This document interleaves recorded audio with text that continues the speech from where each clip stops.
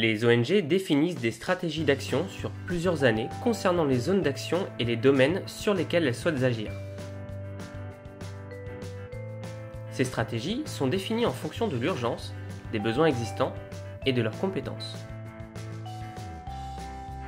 Par la suite, pour mettre en place leurs actions, le plus souvent, elles répondent aux appels à projets émis par les bailleurs de fonds.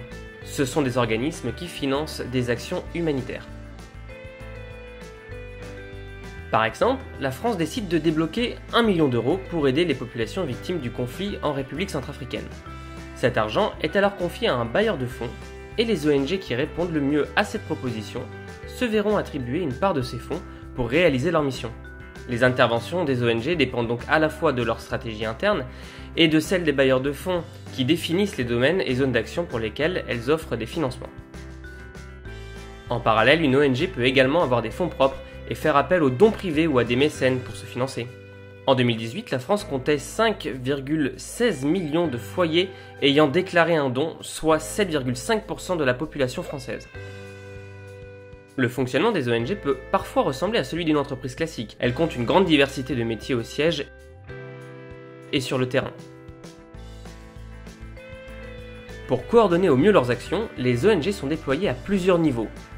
Le siège, basé dans le pays d'origine de l'ONG, définit le projet en accord avec l'appel à projet et les bailleurs de fonds en amont. C'est aussi lui qui passe les commandes nécessaires à l'approvisionnement afin de les dispatcher entre les bases nationales. Les bases nationales, qui sont le plus souvent dans la capitale ou capitale régionale du pays d'intervention, mettent en place les grandes lignes nationales des missions et les règles de ressources humaines. Et elles comprennent également la coordination support et technique qui pilote les bases locales.